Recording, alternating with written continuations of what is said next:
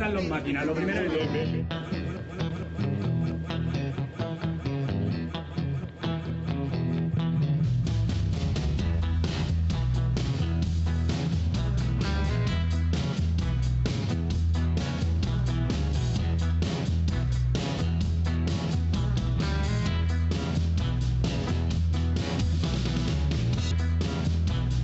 Tengo el enorme placer de presentar hoy a uno de mis mejores amigos y a una persona con la que he compartido mi vida científica y que sin ella no sería capaz de entenderla.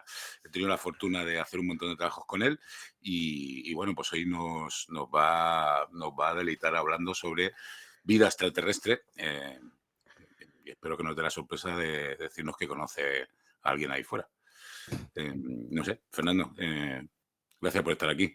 Gracias Él por la... está en Valencia, en el Observatorio Astronómico de Valencia, que no es exactamente igual que decías antes.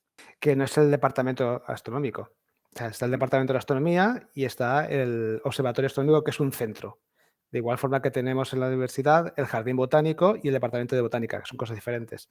La docencia, como vosotros sabréis, se hace por los departamentos. Nosotros, en tanto en cuanto miembros del observatorio puramente, no tenemos esa docencia reglada. Hay miembros del departamento que forman parte del observatorio y hay un cierto solapamiento, obviamente, pero digo, institucionalmente son cosas distintas. Es un centro curioso, porque tenéis ahí al lado a los particuleros, ¿no? Mm. Gente de física de partículas y luego además tenéis gente de biología. Sí, estamos físicamente en lo que son las oficinas en lo que se llaman los institutos de investigación, es el campus Burjasot Paterna. Nosotros estamos ya en Paterna. De hecho, la calle que tenemos es la frontera entre Paterna y Burjasot. Si la cruzamos, pasamos al otro lado. Y aquí, pues, es un edificio que tenemos arriba biólogos, gente del Cabanilles, que se dedican sobre todo hay muchos evolutivos. En el piso de arriba está el Instituto de Materiales. A la izquierda del edificio al lado está el Instituto de Alimentación. Y aquí, compartiendo pasillo con nosotros, están los físicos de partículas, que muchos de ellos trabajan en el CERN. Pero se llama observatorio, pero hay telescopios y hay Sí, instrumentos. aquí son las oficinas. El observatorio lo tenemos en Aras de los Olmos, que está a 100 kilómetros de Valencia, para alejarnos de la contaminación lumínica. Y allí tenemos un observatorio, Bartolo estaba allí, lo ha visto, muy chulo, es un observatorio universitario, pero tenemos ahora actualmente 5 telescopios trabajando. Y tenemos personal, pues no lo tenemos a tiempo completo, por temas de que es difícil sacar contratos de tiempo completo para estar un mes ahí arriba, pero sí que, digamos, lo tenemos fragmentos de 10 días de tirón, día y noche trabajando allí. De día hay que hacer labores de mantenimiento, de noche se hace observaciones y luego además complementado con estudiantes del grado, de máster o de doctorado que vienen ahí arriba también a hacer prácticas y con eso acabamos de completar el tiempo de observación. Yo siempre me he preguntado, bueno, serán telescopios, los ópticos, pues digamos, pequeños comparados con los grandes telescopios que hay en Canarias o en Chile, ¿no? Sí. Pero cumple una función para la investigación. A ver, lo bueno que tienes es que si tú tienes un telescopio de la universidad, tienes el 100% del tiempo de uso. No tienes que competir con otros. Es decir, yo una señal muy débil, por ejemplo, una estrella que brilla muy poquito, pues sí que hace un espectro, o cojo un gran telescopio, tipo, vamos, el GTC en Canarias, y pido 10 minutos de tiempo de exposición para hacer ese espectro, que te hace competir con otros, porque tienes que prestar un proyecto, te lo tienen que evaluar, en los mejores puntuados te asignan tiempo, luego te asignan tiempo y resulta que ese día está nublado y te come los mocos, porque es así la vida.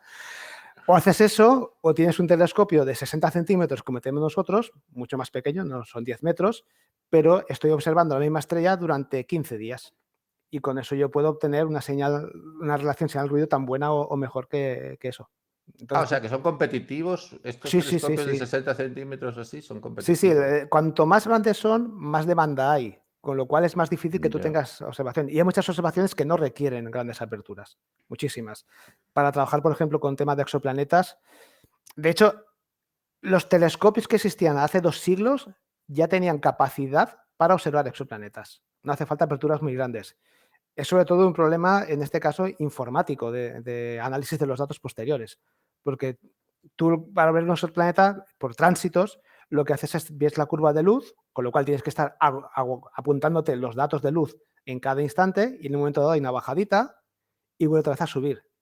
Claro, eso a ojo o con carboncillo no lo puedes hacer. Tú puedes ver que me ha parecido que ha bajado un poco el brillo de la estrella, a ojo. Pero eso puede ser porque ha pasado una nube, ha pasado un pájaro en ese momento, entonces tú no puedes ahí desacoplar qué es. Te hace falta, o sea, los exoplanetas se encontraron cuando ya tuviste potencia de cálculo informático, cuando tú podías todo eso digitalizarlo, hacer lo que se llaman curvas de luz y esas curvas de luz analizarlas y ves que de repente hay una bajada que se vuelve a repetir a los 15 días, otra bajada y a partir de eso se descubrieron los exoplanetas. Pero Oye, digo, no hace falta una apertura muy grande. Con un telescopio de 50 centímetros puedes ver exoplanetas. a mí me sorprende porque para eso se mandó el Webb un poco, ¿no? Para el James Webb no se mandó para buscar Hombre, exoplanetas. Bueno, el James Webb se ha mandado para muchísimas cosas. Es un telescopio que está en un sitio más oscuro, ¿vale? Lo tenemos muy alejado de la Tierra y está blindado para tapar la luz del sol. Y es infrarrojo, que siempre te da mucha más información. Es más difícil ver luz infrarroja, sobre todo infrarrojo térmico, desde la superficie de la Tierra porque la atmósfera te molesta. Ahí arriba tú puedes ver, y el infrarrojo tiene ventajas de que te permite ver a través del polvo. Por ejemplo, puedes ver lo que hay detrás de un cúmulo de polvo y es como rayos X en cierta forma y puedes ver el interior. Sirve para muchísimas cosas el James Webb. Tú tienes un telescopio de un tamaño muy grande, ahora no me acuerdo cuánto es el espejo del Webb, pero son 6 metros o algo así me parece, y funciona como los observatorios de Tierra. Tienes estos filtros, tienes un espectrómetro, tienes esta apertura, pide qué quieres. Y hay gente que pide para exoplanetas, hay gente que pide para cosmología, hay gente que pide para objetos del cinturón de Kuiper, para buscar transneptunianos, otros para dinámicas galácticas. Es decir, tienes una herramienta que se puede usar de muchas formas diferentes. Te permite llegar al límite. Si tú necesitas trabajar en el límite, porque lo que quieres ver es muy débil, has de ir a ese tipo de telescopios. Pero mucha ciencia, no diré básica, sino ya de cierta frontera, con telescopios medianos se puede hacer. Lo que necesitas es tenerlos y tener tiempo de observación. Y la ventaja de un observatorio universitario, bueno, un observatorio mediano en general, es que tú tienes ese tiempo para ti, no tienes que competir con otros.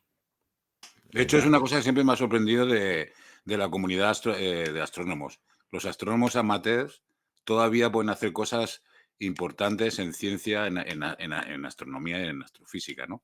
Cosa que en otras áreas de la ciencia, pues difícilmente eso es posible. Sí, yo eso lo había oído, pero lo que había oído es que como están explorando los millones de astrónomos amateur, están explorando partes del cielo que no le están explorando los telescopios grandes, que cuando ven un fenómeno extraño, pues llaman enseguida para que los telescopios, digamos, profesionales apunten ahí. Hasta cierto punto, porque tú los profesionales no puedes decirle, oye, deja de hacer lo que estás haciendo y mírame a eso. Y dice, bueno, lo miraré dentro de 5 años, que es cuando tengo un hueco.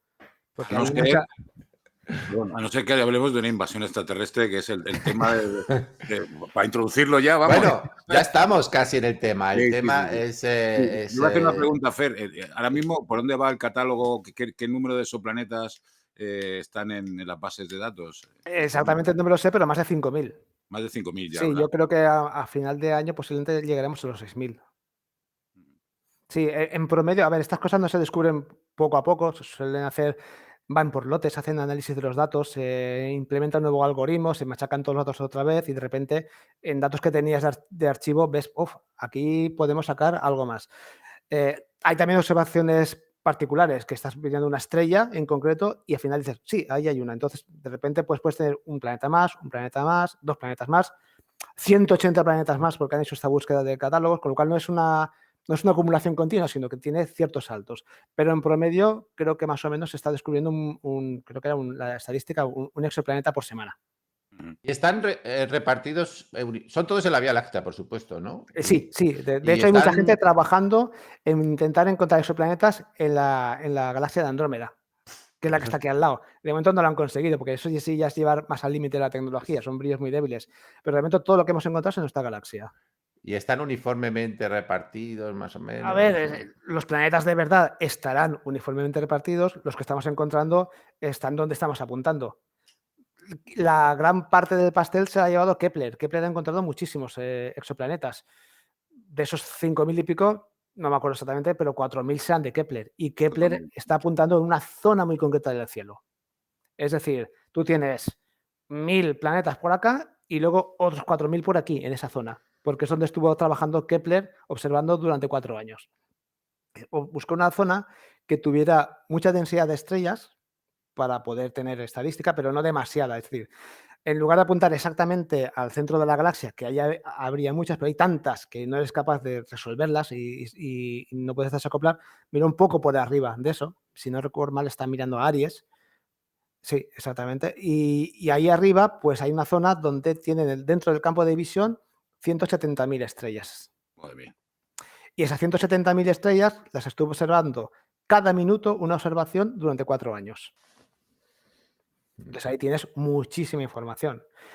Lo que te encuentras ahí muy curioso es que, bueno, si tú haces únicamente un análisis geométrico, si tú coges, voy a plantar planetas al azar en un sistema, haces un Monte Carlo, ¿vale?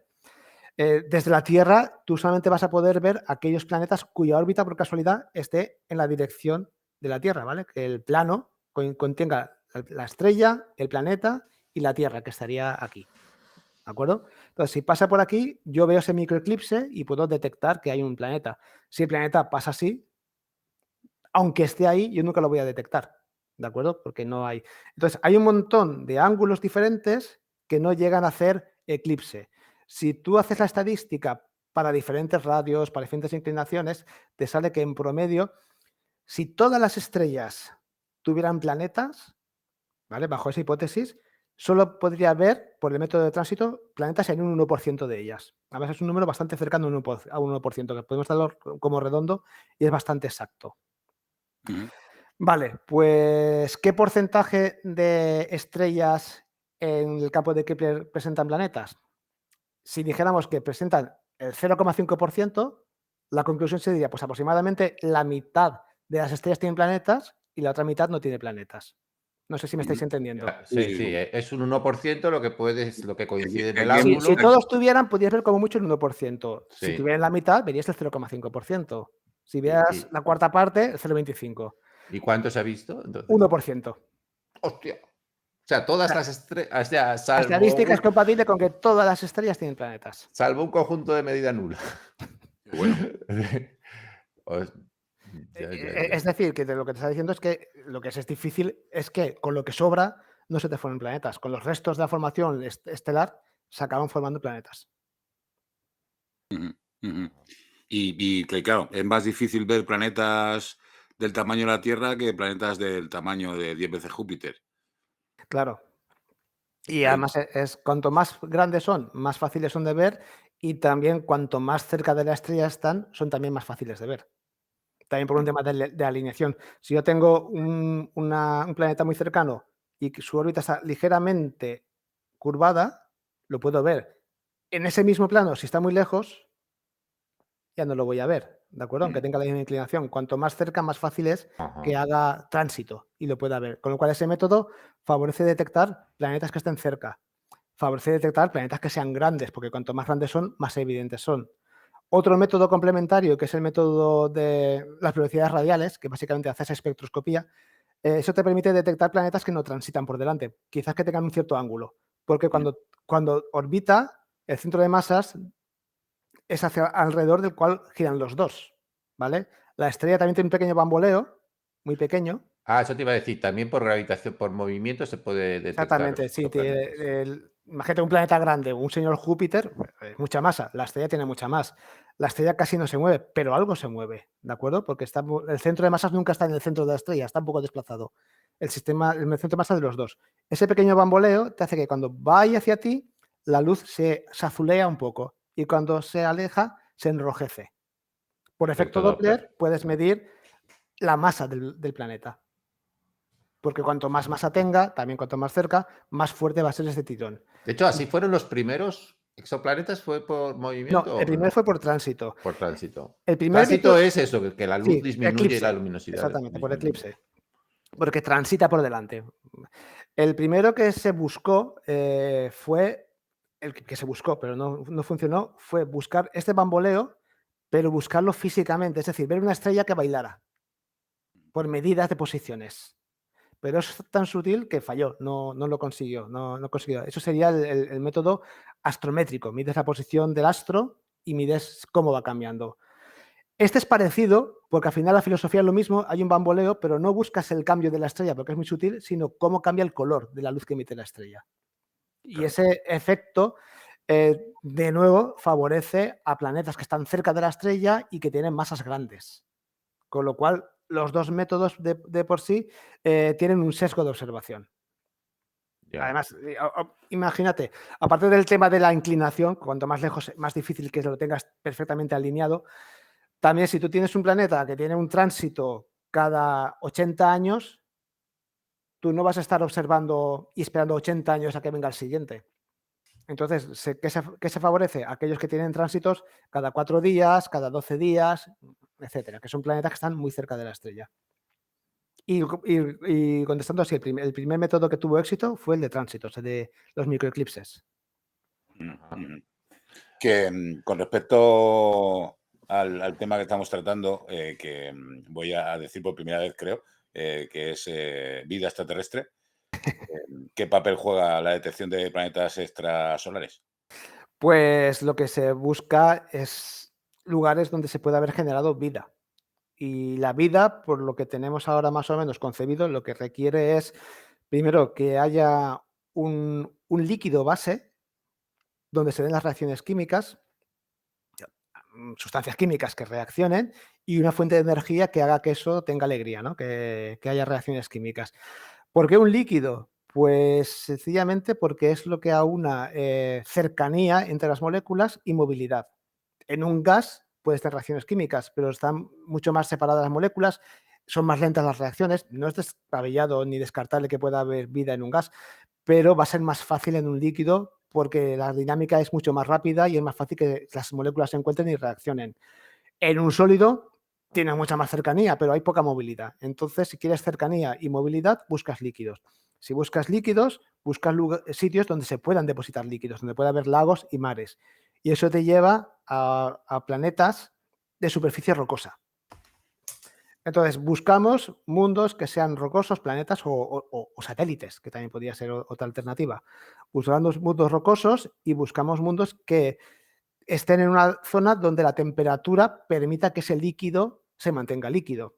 Si hablamos en concreto ya de agua, que es donde se hace la mayor parte de las búsquedas, pues si tú buscas agua, pues no puedes poner el planeta muy lejos de la estrella porque se te va a congelar y vas a tener hielo, ni tampoco muy cerca porque se va a evaporar. Hay un rango de distancias donde puedes tener, en función de lo caliente que esté la estrella, donde vas a poder tener agua líquida. Y esa zona es la que se suele llamar zona de habitabilidad. Entonces se da mucha publicidad a cuando se encuentra un planeta que está en la zona de habitabilidad de su estrella, habitabilidad de agua líquida, siempre se sobreentiende esto, no se suele decir, porque cuando lo encuentras dices, hemos encontrado un planeta habitable. Vale, Esas son perdona, Fernando, esas son las famosas tierras que las llaman, ¿no? Bueno, O- eso es aparte. Vale, Es vale. decir, aquí lo que estamos hablando sobre todo es de que estén a una distancia adecuada. Y hay muchos. De hecho, hay un buen porcentaje de planetas que están dentro de la zona de habitabilidad. Y como digo, eso no quiere decir que esté habitado, ni realmente que sea habitable, solo que en principio tiene temperaturas adecuadas para que el agua se pueda mantener. Que las tenga o no va a depender de otras cosas, por ejemplo, de que tenga atmósfera. Si no tienes atmósfera, aunque estés a la temperatura adecuada, el agua te va a hervir, porque no hay presión atmosférica. Entonces, eso es uno de los componentes.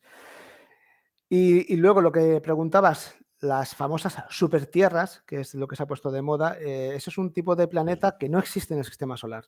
Es uno de los grandes descubrimientos al buscar otros planetas. Cuando hemos mirado en otras estrellas qué tipo de planetas hay, hemos encontrado dos tipos de planetas que no existen en nuestro sistema solar. Hemos encontrado típicos como el nuestro, pero hay dos que nos han llamado mucho la atención y son bastante abundantes. Uno lo que se llaman los Júpiters calientes. Son planetas del tamaño de Júpiter, muy grandes, muy masivos, pero que sin embargo están sorprendentemente cerca de la estrella y giran, no estamos hablando de meses, sino de días. El periodo de rotación es de días. Está muy cerquita, tan cerquita que es como una décima parte la distancia del Sol a Mercurio. Están todos ahí pegados a la estrella. Eso aquí no hay. Y el otro son las supertierras, que son planetas rocosos que tienen más masa que la Tierra, por eso se llaman supertierras. Son planetas que están entre 1, 2, 3, 7 veces la masa de la Tierra. Bartolo y yo, de hecho, escribimos un artículo sobre supertierras, sobre la gravedad superficial de las supertierras, que curiosamente, a pesar de lo que me parezca, es parecida a la de la Tierra, con lo cual aquí Star Wars, en cierta forma, atinó. Te encuentras que, claro, cuanto más masa, en principio hay más gravedad, pero también es más grande. La gravedad aumenta con la masa, pero disminuye con el radio al cuadrado.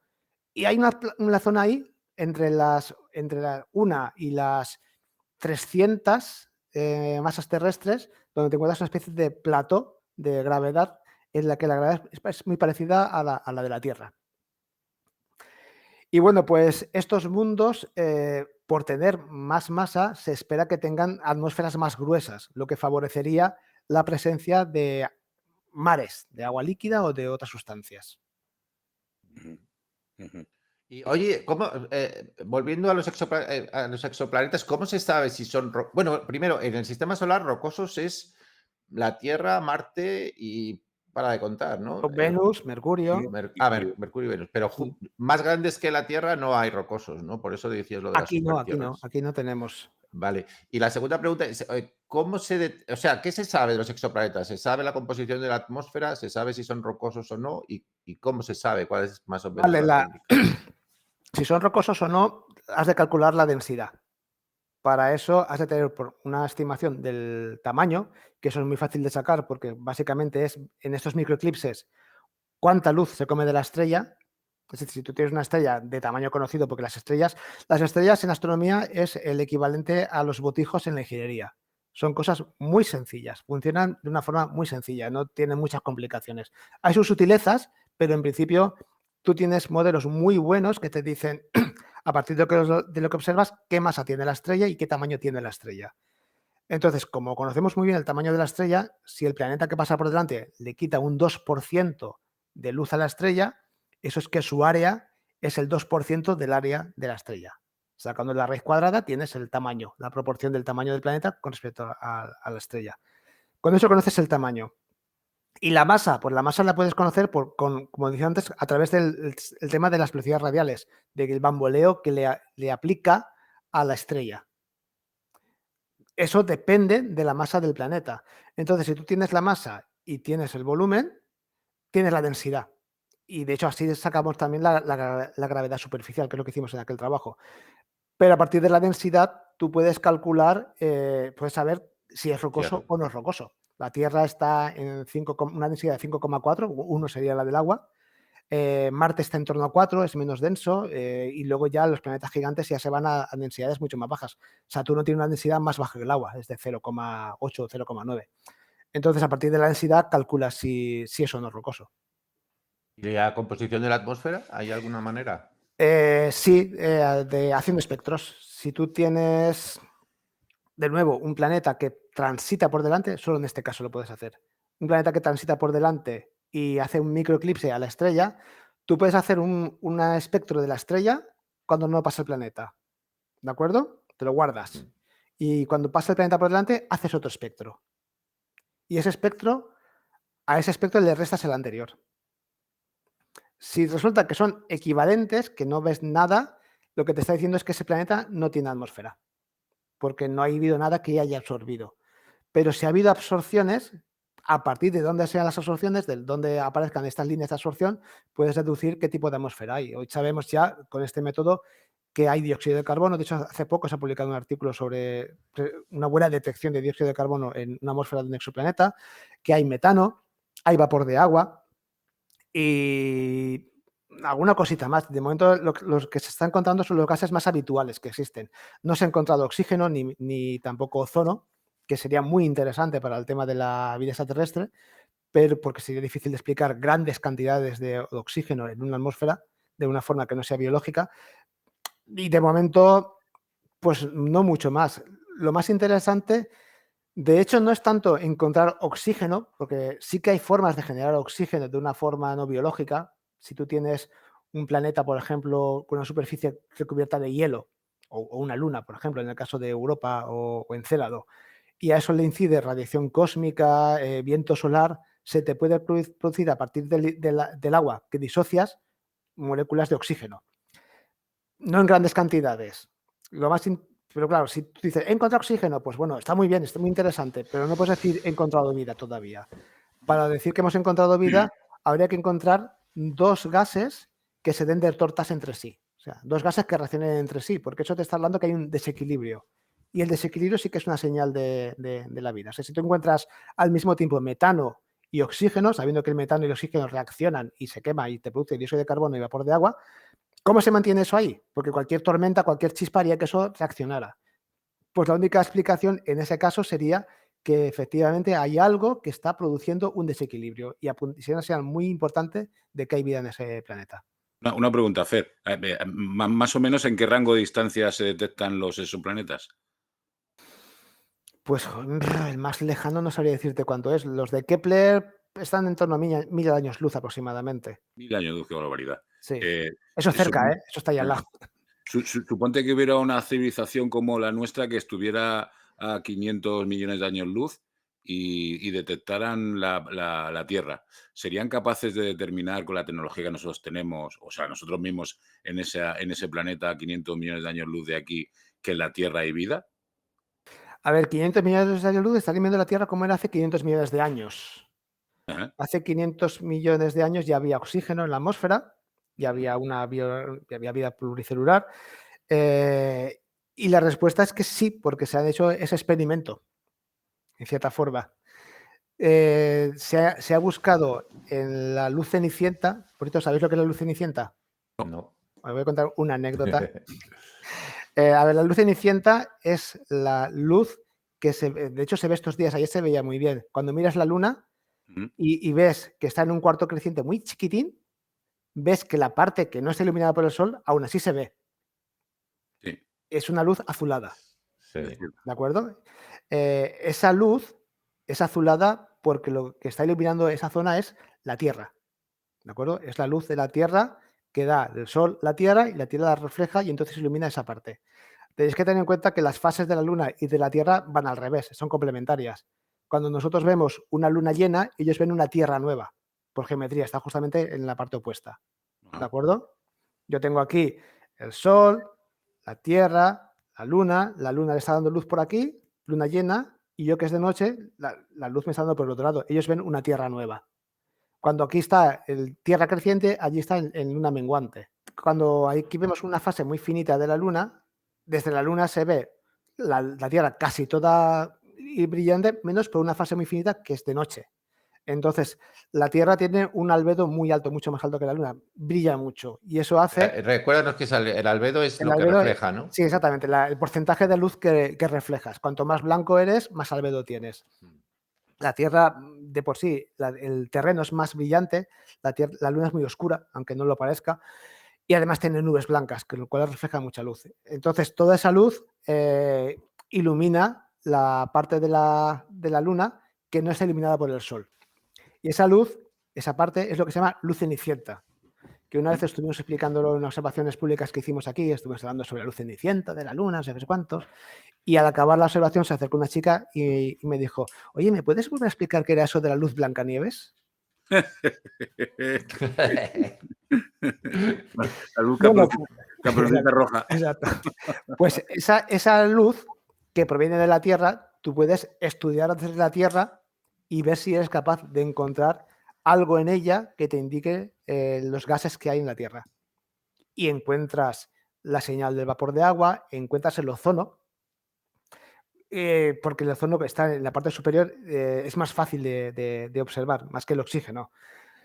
Con lo cual, la luz que emite la Tierra tiene esa señal. Así que un planeta que estuviera a 500.000 años luz, si tiene una tecnología bastante buena como para poder detectar la Tierra en esos tránsitos y hacer una espectroscopía diferencial de la luz del Sol y la luz sin el Sol, pues sí que sería capaz de encontrar oxígeno, vapor de agua y quizá alguna cosa más, dióxido de carbono seguramente. Y de ahí podría deducir que hay vida, ¿no? Pues tendría, digamos, buenas chances, que dicen. Y nosotros no hemos detectado eso que decías tú de 2 gases de momento que no. reaccionen, no hemos visto ninguno todavía. Te habrías enterado.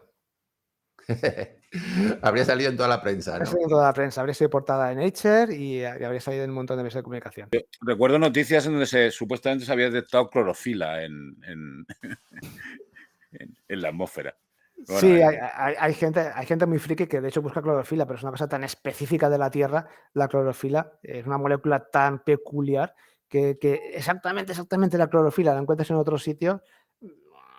De hecho, en la Tierra hay varias clorofilas y hay pequeños cambios que hacen que su espectro ya sea distinto entre sí. Así que buscar el de la clorofila, de las plantas verdes y todo eso, es un callejón de sin salida. Hombre, si la encontraran sería maravilloso, sería absolutamente un milagro. de todas maneras, o sea, parece claro que difícilmente, si detectamos vida extraterrestre, vaya a ser en los planetas extrasolares, ¿no? Hay otros candidatos más. mm, A de- ver, te ponía el ejemplo de qué pasaría si detectaras la Tierra y tal, porque al final pasaría lo que acabas de decir, ¿no? Pues habría una serie de gases indicadores de que con alta probabilidad podría haber vida en la Tierra, pero no sería impepinable definitivo. desde esa distancia no. No. Sin embargo, por ejemplo, encontrar, pues yo qué sé, fósiles de bacterias o incluso bacterias vivas en Marte, pues eso sí que sería impepinable, claro. Sí, sí, exactamente. Aquí cerca sería mucho más fácil buscar. Yo la verdad es que no sé muy bien por qué nos han mandado experimentos biológicos como tales a Marte desde las Vikings. Se mandaron aquellos que fueron muy prometedores. Luego si quieres podemos comentarlos, pero después de eso nos ha mandado realmente nada que haga experimentos para buscar vida activa. Se han buscado señales de agua en el pasado, minerales que hayan podido formarse con el agua. Nos ha llevado un buen microscopio para intentar ver el detalle de eso. No sé exactamente si hay ahí una motivación detrás, pensando yo, religiosa incluso, ¿no? De que no encontrar vida en otro lugar. En el tema del agua hay mucho marketing y muchas veces se vende cualquier cosa que tenga que ver con el agua como que está relacionada sí o sí con la vida y no tiene por qué ser. Por eso buscar minerales que han sido formados por agua, luego te ponen un titular que, lo cual podría indicar que ha habido vida en el espacio. Che, busca vida, no busques minerales que puedan tener agua, haz experimentos biológicos. Pero sí, Oye, yo creo que si hacen finalmente la misión de retornar una muestra de Marte a la Tierra, que está la cosa un poco congelada últimamente, quizás ahí sí que se pueda realmente hacer algo. oye, Y como te dices, sería más fácil encontrar vida localmente que en otro sistema estelar. todo esto de las moléculas orgánicas que se han encontrado en asteroides y luego también la hipótesis esta de que la vida puede tener origen extraterrestre, ¿no? Que pueden ser, o al menos, ¿cómo casa con las observaciones estas o con todo este asunto? A ver, moléculas es moléculas y vida es vida. Las moléculas orgánicas, ya hay experimentos de los años 60 y 70 que te muestran que es fácil formarlas. El experimento de Miller pusieron una serie de gases sencillos, vapor de agua, dióxido de carbono, metano, echas unas cuantas chispas eléctricas y se te forman aminoácidos, azúcares. Es decir, no es difícil que se te formen moléculas orgánicas más o menos complicadillas. Eso puede haber sido parte del aporte, porque sabemos que hay en cometas, hay en asteroides, eso puede haber sido parte del aporte de la química prebiótica que pudo llevar al origen de la vida en la Tierra. Pero también se formaría localmente porque teníamos fuentes de energía, había impactos que depositan mucha energía, tormentas, volcanes, la propia radiación ultravioleta del Sol que entonces llegaba hasta el suelo, no teníamos una atmósfera como una capa de ozono que lo parara, pues ahí también se formarían. En cuanto a la vida en sí, esta teoría que se llama panspermia, en su forma más pseudocientífica, podríamos decir, porque aunque ha habido científicos como Fred Hoyle, que, que estuvo a punto de ser premio Nobel, y creo que por sus excentricidades no se lo dieron precisamente, pues aparte de, pues esta teoría, digamos, más pseudocientífica, lo que te dice es que en el universo existe la vida, está por ahí flotando, hay bacterias en el espacio interestelar, no te digo cómo se han formado, Y esas pues van cayendo a los planetas, las siembran y así aparece la vida. No hay ninguna base, nada que tenga el mismo sentido para que eso tenga visos de realidad. Hoyle, por ejemplo, él sí que decía, yo he hecho un espectro de una nube molecular donde se forman las estrellas y he hecho un espectro de una sopa de bacterias y me salen que son iguales. Y con eso él ya tenía suficiente. Pero bueno, es que estamos hablando de materia orgánica en los dos casos, con lo cual tampoco es descabellado Claro. que sean parecidos los espectros. Pero lo único que haces es, no sé cómo se forma la vida en la Tierra, cambio de sitio el problema.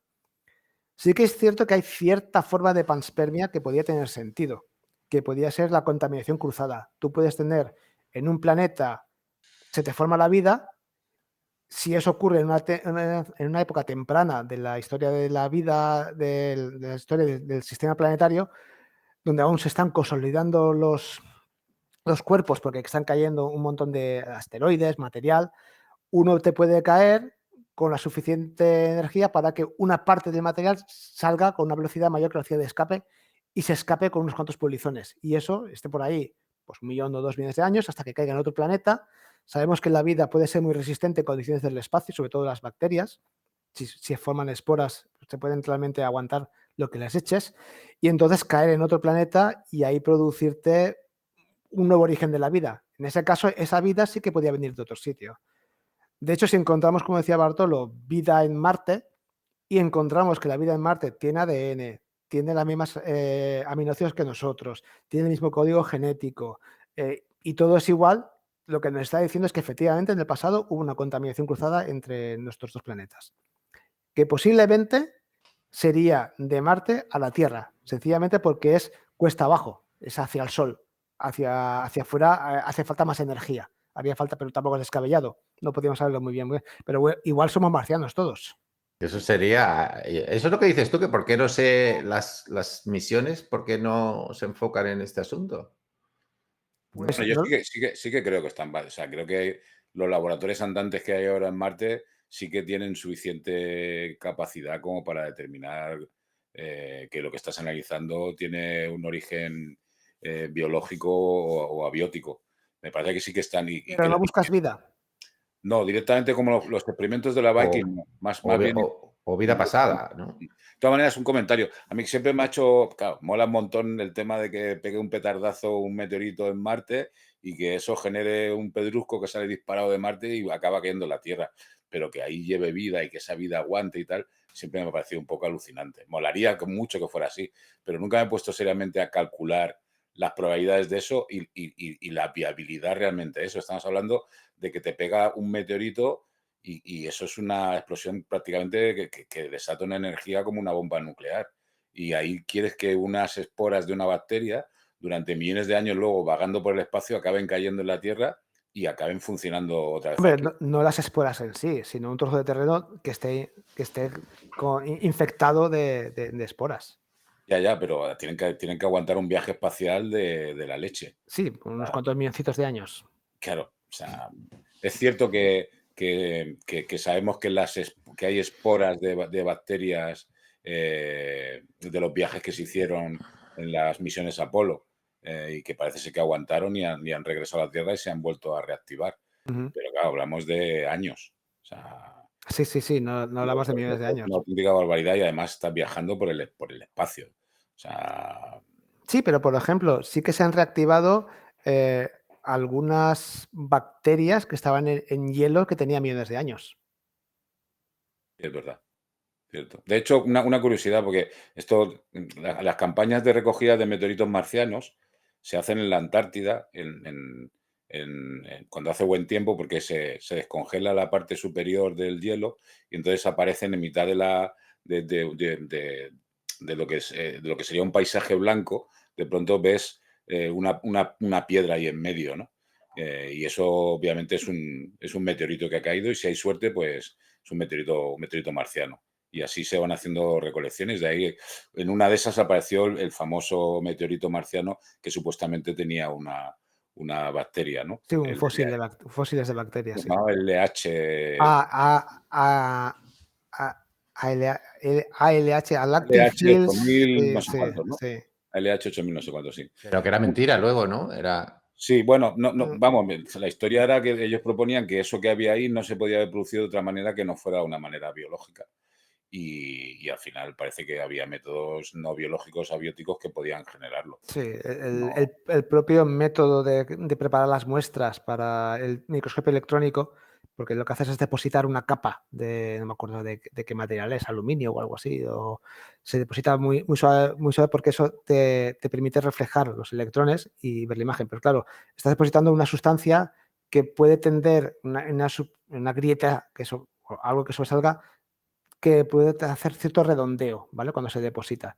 Y eso te puede hacer que se parezca a un microfósiles. Las pegas que tenían, de hecho, es que eran muy pequeños. Estaban hablando de unas estructuras que serían como, no me acuerdo si era la 20ª parte de lo que es una bacteria real. Son muy pequeñitas y casi no te cabe ya ni el ADN. Está todo muy pequeño. A favor, en cambio, sí que encontraban unos ciertos depósitos de magnetitas. Sabemos que hay bacterias que no sabemos el por qué, pero lo hacen. Comen magnetita, que no sabemos para qué lo usan, pero el caso es que lo hacen y se depositan en el interior. Y entonces, cuando esas bacterias mueren, las magnetitas están dispuestas de forma que es la forma que tenía el cuerpo anterior. Está en una alineación de piedrecitas de magnetita que básicamente remedan la forma que tenía la bacteria. Y en este asteroide de la Antártida se encontraron también ese tipo de alineaciones de magnetitas. Lo que pasa es que no sabemos si eso fue quizás una contaminación posterior de la muestra. Es difícil de desacoplar. Sabemos que es antiguo, pero a lo mejor es antiguo y terrestre al mismo tiempo. De todas maneras, o sea, yo creo que la pregunta trascendental aquí, bueno, primero cuando la gente piensa en vida extraterrestre, pues por el tema de la ciencia ficción y tal, y la literatura de ciencia ficción, pensamos en humanoides con la cabeza grande y de color verde. Pero lo más probable es que si encontramos vida extraterrestre, pues sea de manera indirecta o como mucho vida microbiana, ¿no? Pero digo que la pregunta realmente profunda e interesante es, si encontrábamos en Marte de manera impepinable que ha habido vida o que incluso hay vida en este momento, o sea, eso, ¿cómo cambiaría nuestra visión del mundo si es que la cambia? O sea, ¿qué impacto tendría? O sea, ¿por qué es tan importante o parece tan importante encontrar vida extraterrestre? Exactamente cómo influiría en nuestras vidas el hecho de que de pronto surgiera una noticia como salió aquella vez de que se había descubierto un fósil marciano. O sea, ¿qué cambiaría en nuestras vidas? O sea, o en el conocimiento que tenemos científico del mundo. Sí, ¿Por qué pues a por ver. qué parece tan importante? A ver, si encontramos vida, que estamos hablando de microbios, yo creo que a mucha gente le dará igual. Pues bueno, bien, pues hay microbios en Marte, no habría un gran inconveniente. A nosotros tampoco nos cambiaría nada porque como ya estamos, digamos, enfocados en esa idea, pues sería, se ha cumplido lo que esperábamos. Si esa vida no fueran microbios, sino que fuera otra cosa, quizás algo muchísimo más complejo, quizás sí que podría haber ciertos problemas filosóficos para cierta gente o para ciertas religiones. Lo que te estaría diciendo es que la vida guay, la nuestra, puede ser común en el universo. Es decir, no es que hay planetitas por ahí que tienen bacterietas, que están haciendo su metabolismo y tal cual, pero el planeta que mola es la Tierra, que es donde estamos la vida compleja, los seres de verdad. Si te encuentras vida compleja, entonces lo que te estás diciendo es que no somos tan únicos, que posiblemente la vida compleja y por tanto nosotros, o algo equivalente a nosotros, es decir, otros seres con otra forma, pero que pueden desarrollar alguna especie de conciencia, de inteligencia, incluso de civilización, pues pueden ser comunes. Y eso algunas religiones pueden llevarlo mal. No, Pero ya y eso en su momento también lo pensaba, pero luego dices, pero coño, pues eso ya ha pasado. O sea, en realidad cuando se descubrió América, o sea, no hubo por parte de la religión católica ningún problema. O sea, simplemente vamos a convertir a toda esta gente y en caso de que no se convierta, pues claramente son como animales inferiores y punto, ¿no? Muestran cierta inteligencia, pero como sí, no son nosotros ni pero clientes. bueno, eso es en la Tierra. Quiero decir, al final son seres humanos también. Si en lugar de seres humanos hubieran sido bichos con 5 brazos, no sé si estarían tan predispuestos a cristianizarlos. No lo sé, ya no es por cristianizarlos, es simplemente por decir que aunque tú descubras a esos seres por parte de un creyente, eso no implicaría, desde el punto de vista de un no creyente, sí, pero desde el punto de vista de un creyente no creo que tenga ningún problema. O sea, quiero decir, porque ya ha sucedido, vamos, o sea, el pueblo elegido es el pueblo elegido y aunque le metas 300 civilizaciones más en la galaxia, seguiremos siendo pueblo elegido. O sea, Sí, pero a ver, si tú tienes sobre todo 300 cices en la galaxia, vas a necesitar... Netanyahu no va a tener ningún problema. ¿Eh? Netanyahu no va a tener ningún problema. O sea, él va a ser siguiendo, eso seguirá siendo pueblo elegido. O sea, independientemente de que haya. Para un no creyente, sí. Es equivalente yo que sé, a lo que pasó, por ejemplo, con la teoría de la evolución, ¿no? El impacto social e O intelectual Copérnico. o con Copérnico que tuvo fue muy potente, pero sin embargo la Iglesia no se ha derrumbado por eso, ni mucho menos.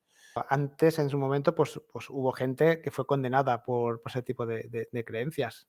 Sí, pero fíjate el tiempo que han tardado en metabolizarlo, ¿eh? O sea, lo de Galileo, o sea, las disculpas han llegado no hace mucho. O sea, Sí, pues eso va a favor lo que digo yo. sí, pero es que en el caso de la evolución, ahora o sea, todavía tenemos sectores de la Iglesia radicales que siguen, bueno, todo el tema de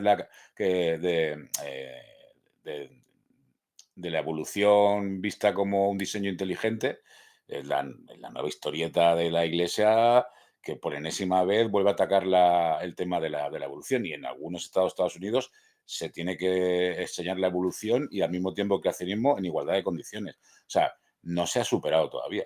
O sea, la Iglesia o ciertos sectores de la Iglesia con mucho poder siguen sin metabolizar el tema de la evolución, que ya no es que sea una teoría, es que es un hecho. O sea, pero es igual, da lo mismo. O sea, creo que la parte religiosa quedaría menos tocada de lo que se dice habitualmente por el hecho de que se descubriera ya no vida, sino vida inteligente.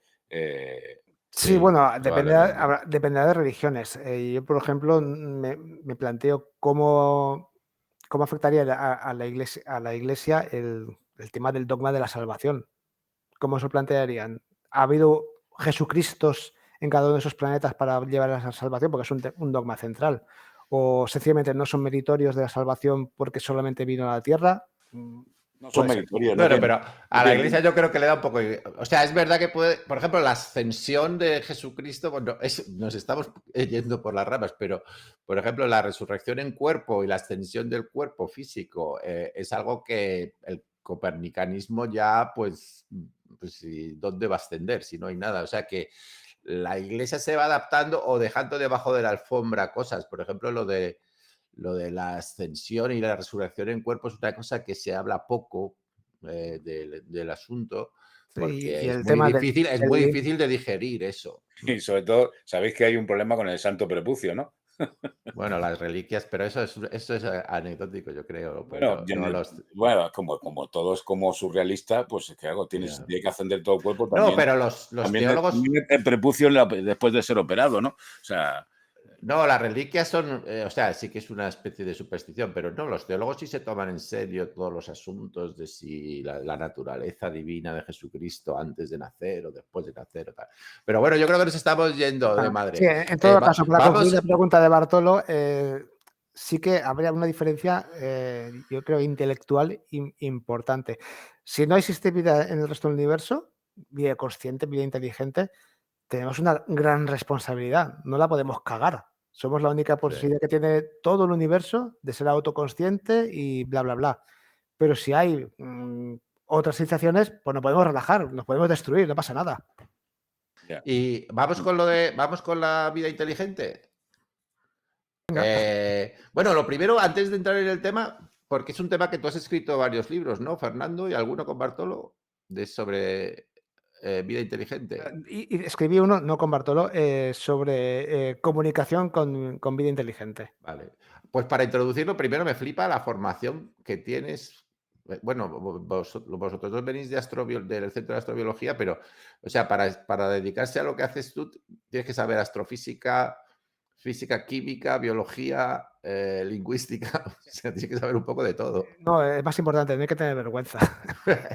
Bueno, cuéntanos un poco el libro, esto de la comunicación y luego el último que es sobre biología, posible biología Bueno, extraterrestre, pues ¿no? el de la comunicación se llama Gramáticas extraterrestres y básicamente, bueno, la primera parte del libro es un repaso de qué sabemos actualmente sobre, es de 2008, con lo cual ya está un poco desfasado esa parte, pues sobre exoplanetas, vida, cómo apareció la vida en la Tierra, qué expectativas, un poco lo que hemos hablado ahora. En cierta forma se toca de pasada en el libro y luego la parte final es centrarse en sistemas de comunicación.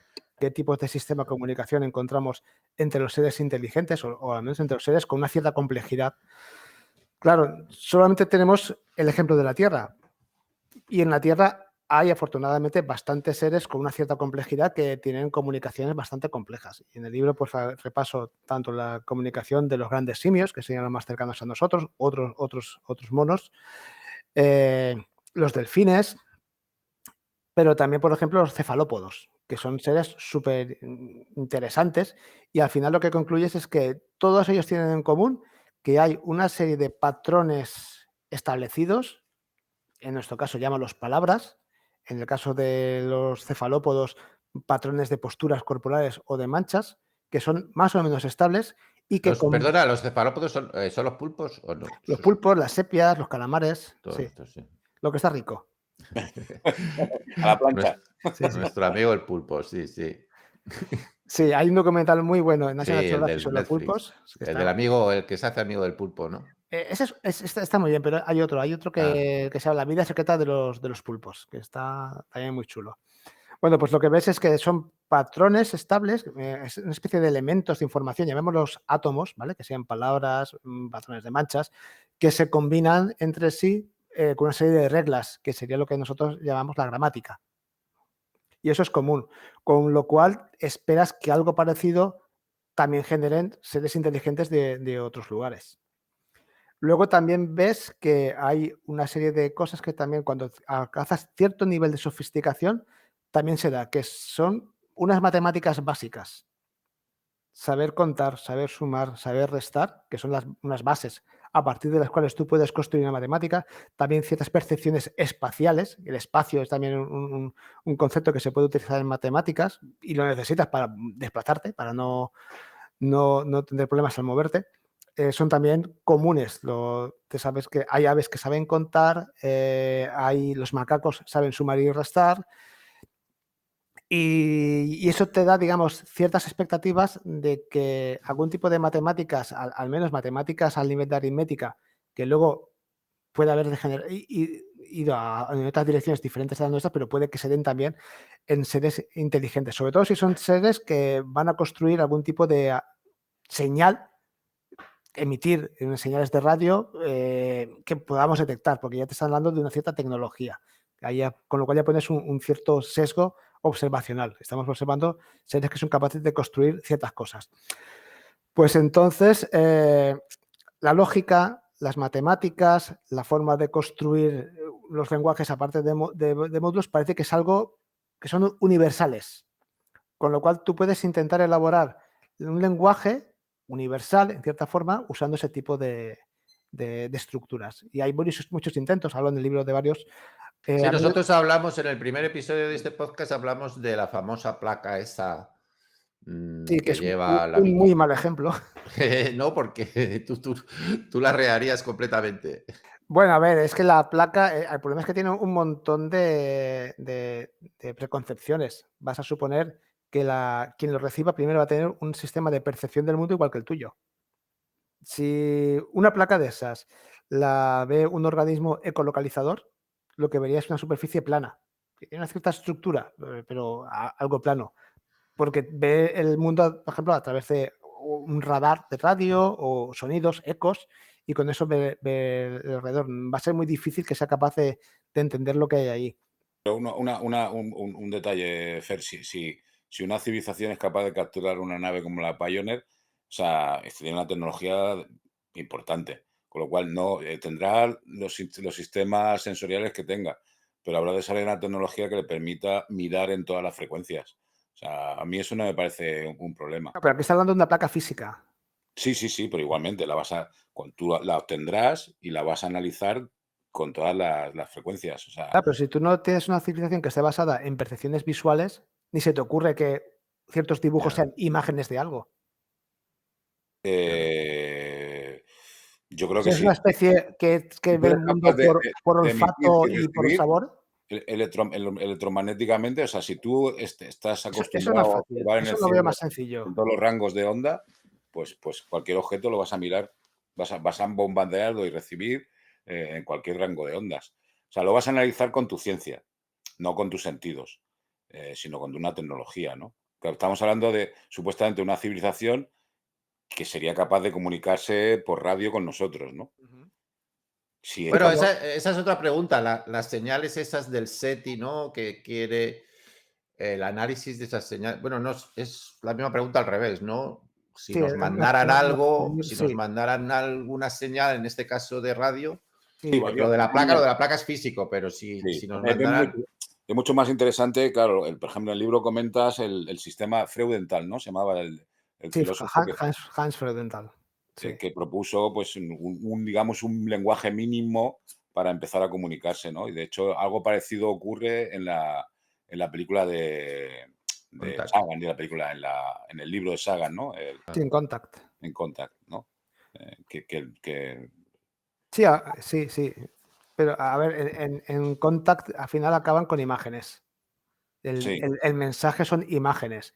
Y son imágenes en las que tú has de saber que un cuadradito aquí, nosotros llamamos píxeles, pero un cuadradito aquí, más uno aquí, más uno aquí, más uno aquí, eso significa recta, una recta.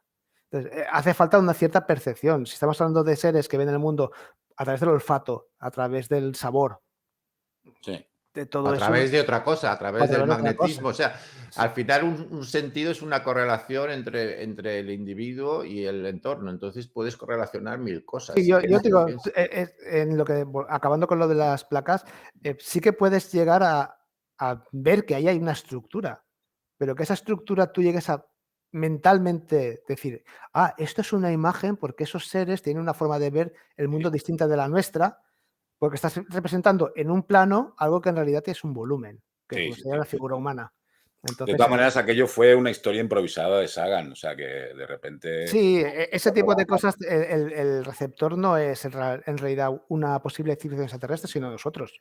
Es bueno, algo que se haga para ilusionar a la gente, y para... así fue, porque yo por ejemplo, gracias a eso me compré toda la selección musical que habían puesto en ese disco, ¿no? El disco de la Voyager, sí.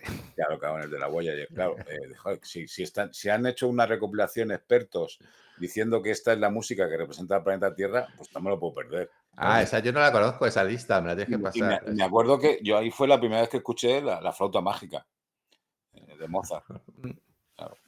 Sí, sí, sí. Me venía a la cabeza ahora, hablando de, claro, lo sofisticado y diferente que puede ser el sistema de comunicación, una película que lo hace creo que muy bien, que es La Llegada.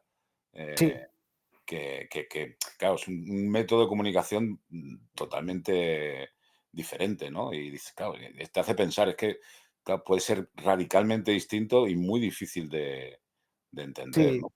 Mira, a mí un libro sobre el tema que me gusta mucho, en la parte de la comunicación, lo habrás leído, El huevo del dragón.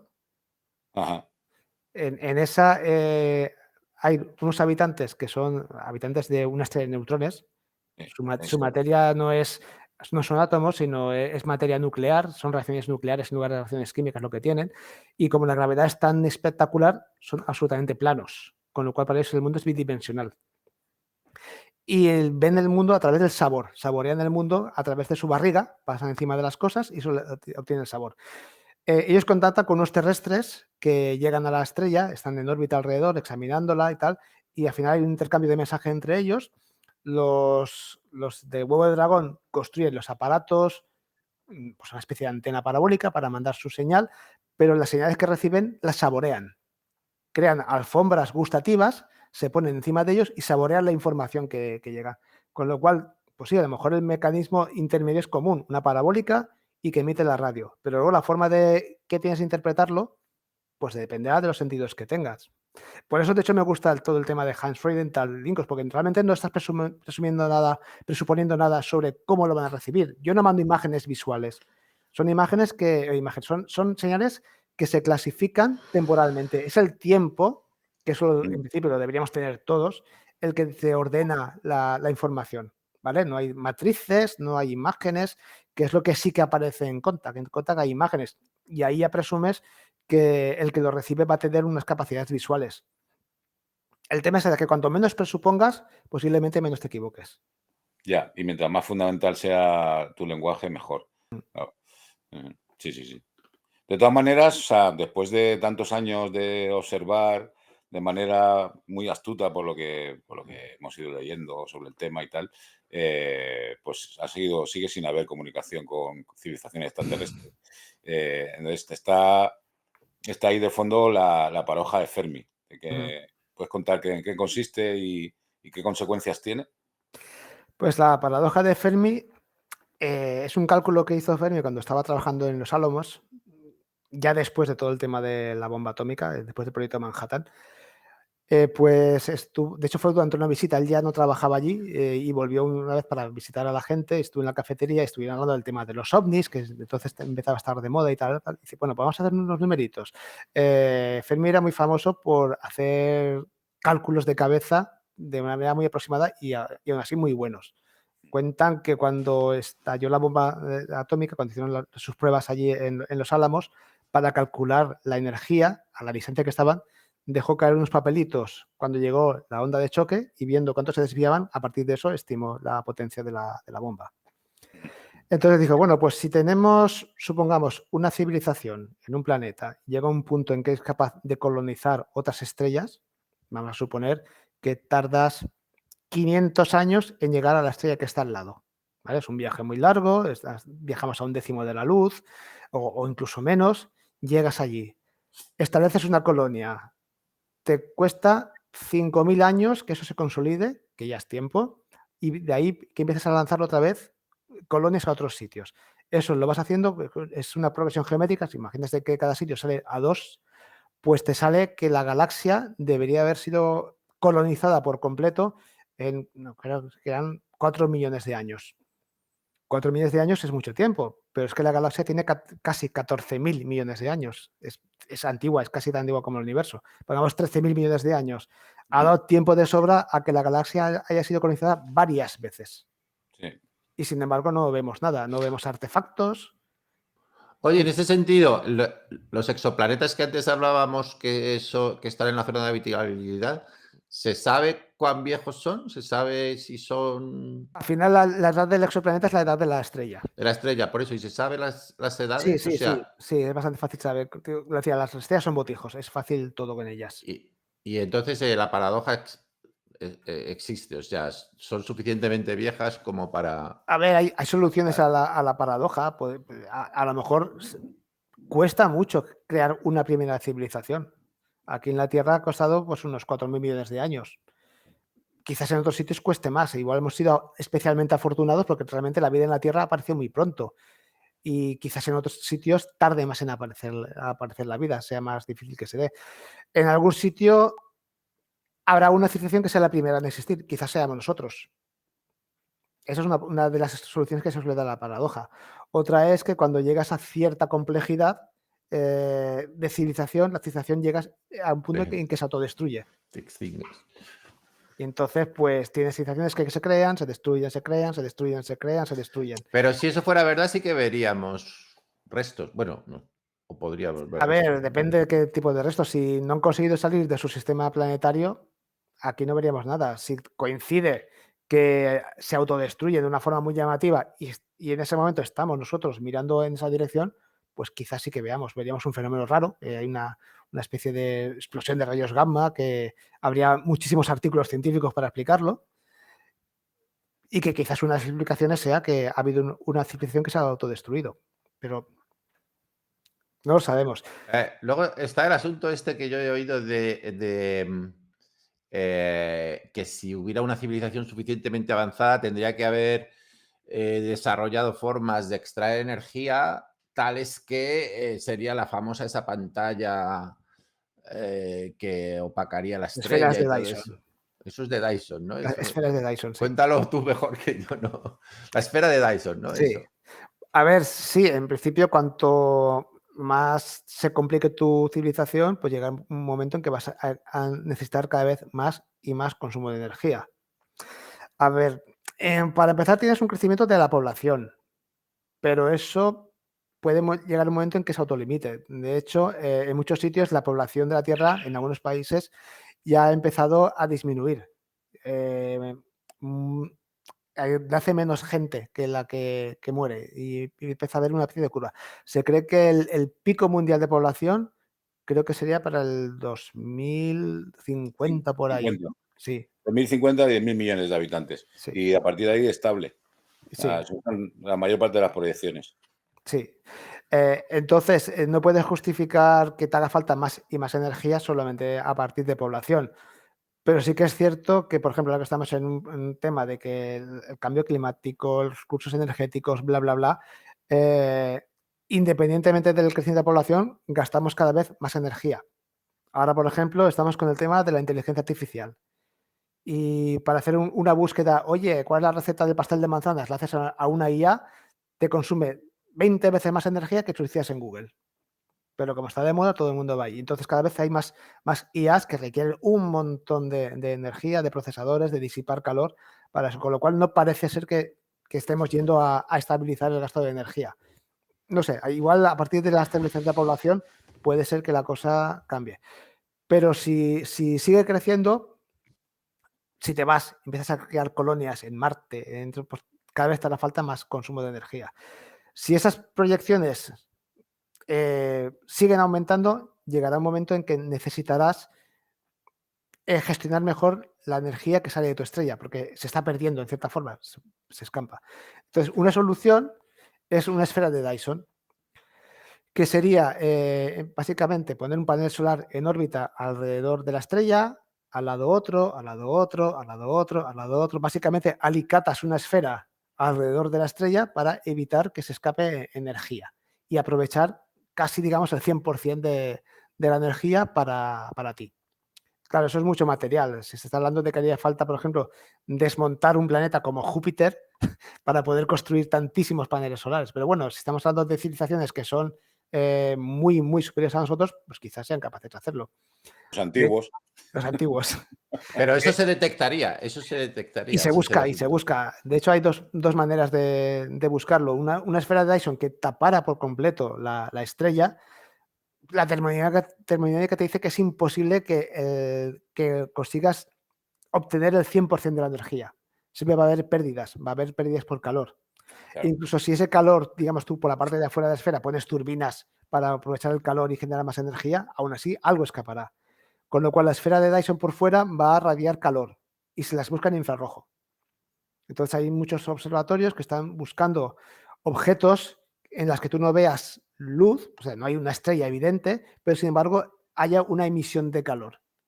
Eso puede ser un candidato a esfera de Dyson o puede ser, por ejemplo, una estrella en sus primeras fases que está totalmente recubierta por una gran nube de polvo que tampoco te deja ver el interior y escapa calor. Y es difícil distinguir entre una y otra, son perfiles parecidos. La estrella de la muerte.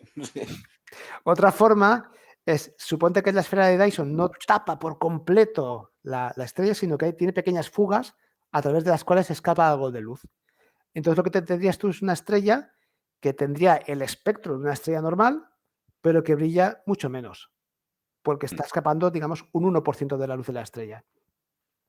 Si tú mides a qué distancia está esa estrella, por ejemplo, por paralaje, el telescopio espacial Gaia hace medidas hasta unos 1000 años luz, puede hacer con muy buena resolución de a qué distancia están las estrellas. Y se mide esa estrella, por brillo debería estar 100 veces más lejos de lo que está, y sin embargo está 100 veces más cerca. Eso sería otro candidato a esfera de Dyson. Y hay gente que lo está buscando así también.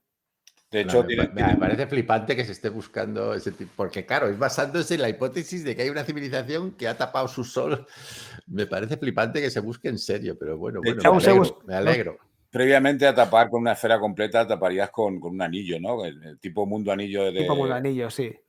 Larry Niven, ¿no? Sí, Larry Niven. Ahí tenías que tener la suerte de que el anillo estuviera en nuestra dirección. Sería como un tránsito perpetuo. Sí. Si está inclinado no te darías cuenta, no Y lo por cierto, verías. excelente novela, ¿eh? También, o sea, antes que hablabas de Hoyle, de hecho en el libro lo he echado de menos, en el tuyo, el nuevo, de vida extraterrestre. ¿Te acuerdas de la novela? Se llamaba La nube. Sí, sí, sí, sí, Claro, sí. ahí es un ser vivo que realmente es gaseoso y es gigantesco, ¿no? O sea, es de hecho una nube eh, De material orgánico. de material orgánico. La nube negra, ¿no? Creo que se llama el título. Sí, de hecho, se tenía un cálculo. O sea, es la única novela de ciencia ficción donde he visto una ecuación diferencial. Sí, sí, sí. Está muy bien. Pero joder, la novela de Mundo Anillo es muy chula. Sí, sí, sí. Bueno, otra historieta está en que no hemos recibido ninguna señal. Ya después de tanto tiempo con la oreja puesta en el espacio, no hemos recibido, o apenas hemos recibido algo que se pueda. Bueno, entonces eso hace sospechar que es muy probable que las civilizaciones, cuando alcanzan cierta tecnología, se autodestruyen, ¿no? Sí. A ver, estamos bastante seguros de que, al menos, de nuevo es la misma cifra, unos 1000 años luz a la redonda no hay ninguna civilización tecnológica como la nuestra.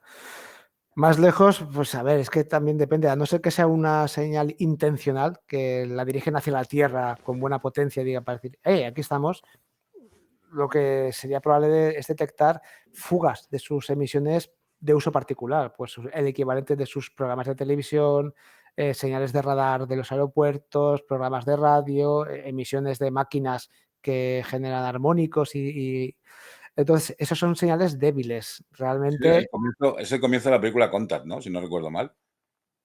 ¿Te acuerdas? Que se oyen unas emisiones de radio sí, y sí, exactamente. Según te vas alejando, pero es al revés, son emisiones de radio desde la Tierra. de la Tierra, sí, Sí, sí. sí, Y vas oyendo programas de los años 30. Sí, sí, sí, sí, sí, el 70. comienzo es muy bueno. Mm. Sí, sí. Bueno, entonces, si haces números, realmente tampoco. eh, Digo, a mí, en 1000 años luz no parece que haya nada, pero 1000 años luz no es nada con una galaxia que tiene 120.000 años luz de diámetro, solo nuestra galaxia. Entonces, realmente haría falta más tiempo dedicado. Ahora, con SK, cuando se ponga en marcha, va a haber un porcentaje de tiempo que va a estar dedicado a SETI, y ahí estamos hablando de sensibilidades mucho mayores que las que tiene, por ejemplo, las que tenía el telescopio de Arecibo o el nuevo que han hecho los chinos de 500 metros. No sé, quizás tengamos sorpresas dentro de 20 años. Sí, no sé por qué me vienen novelas, o sea, porque hay mucha literatura de ciencia ficción de encuentros con otras civilizaciones. Y una de las novelas que me parece más sorprendente es Encuentro con Rama, ¿no? O Sí, sea, es genial esa novela. el hecho de que, pues que realmente para otras civilizaciones nosotros podamos ser simplemente algo absolutamente sin ningún interés y Una despreciable. molestia. Sí. Sí, o sea, que no merezca ni una parada, ¿no? O sea, claro. Eh, No hemos hablado de eh, marcianos, o sea, no hemos hablado de ovnis ni de lo que le mola a la mayor parte de la gente. bueno, sí, sí, hemos hablado de extraterrestres bastante. Sí, pero bueno, tampoco Eh, no hemos dicho esos extraterrestres, pues que si tendrían forma humanoide, si serían totalmente distintos a nosotros. Bueno, sí que hemos dicho algo. La verdad es que hemos dicho un Sí. poco de todo, ¿no? Bueno, a ver, el tema de los humanoides, yo siempre lo digo, si realmente ser humanoide fuera un imperativo evolutivo, habría humanoides reptiles, habría humanoides aves, habría humanoides cefalópodos. Si realmente es una forma favorecida por la evolución, en cierta forma que te lleva ahí porque es un destino natural en la evolución, habría más humanoides y no los hay. Solamente Sí, estamos yo creo que nosotros. todos los biólogos evolutivos tienen muy claro que la forma humanoide, digamos, no es una necesidad, sino que es totalmente contingente. Que si Sí, la historia de la evolución volviera otra vez a recorrerse, si la película volviera otra vez a empezar desde el principio, pues el resultado final sería muy distinto. muy, muy distinto. Sí. Hablando de ciencia ficción otra vez, me mola mucho en Star Trek que todas las civilizaciones son humanoides y hay un motivo que, que finalmente te explican, ¿no? Y es que, bueno, todas esas civilizaciones provienen de una civilización original, ¿no? Mm, Y la galaxia ha sido sembrada con el mismo ADN, ¿no? sí. Y Star Trek es que es algo serio, ¿eh? Más de lo que parece. Sí, mola. mucho. Mola mucho. A Bueno, mí pues me preguntan a veces, ¿a ti qué te gusta más, Star Wars o Star Trek? Y no me preguntes si quiero más el papá o la mamá, hombre. eres Trekkie o Worry, ¿no? Se dice así. Sí, bueno, soy más Trekkie que Warrior, pero sí, me gustan las dos. Y todos los que os dedicáis a la astrobiología y a todo esto, sois pirados de la ciencia ficción, ¿no? Sí, en cierta forma empezamos por la ciencia ficción. Yo recuerdo que empecé a leer ciencia ficción antes de leer ciencia. Yo no, yo fue al revés. La verdad es que, hombre, o sea, leí ciencia ficción de joven, claro, y luego una larga época en la que no leí ciencia ficción la volví a recuperar pues hace 20 años. Lo cual fue muy agradable porque ¿Cuándo me conociste? cuando te conocí, y bueno, estuvimos dando 13 años un curso de ciencia ficción en aeronáuticos y tal, con José, que es otro loco de la ciencia ficción, y al final conoces un montón de gente que le mola. Y claro, me lo pasé teta porque me faltaban todos los clásicos por leer, con lo cual disfruté como un enano. Ahora lo he vuelto a dejar. A nivel de literatura leo muy poca, pero cine lo veo todo, o sea, por malo que sea. O sea, creo que he visto la serie Z, W y Y, o sea, y además repetida varias veces. No lo puedo evitar, es un tic. Y además sabiendo que lo que voy a ver es malo, o sea, quiero decir que ya por poco bueno que sea lo disfruto.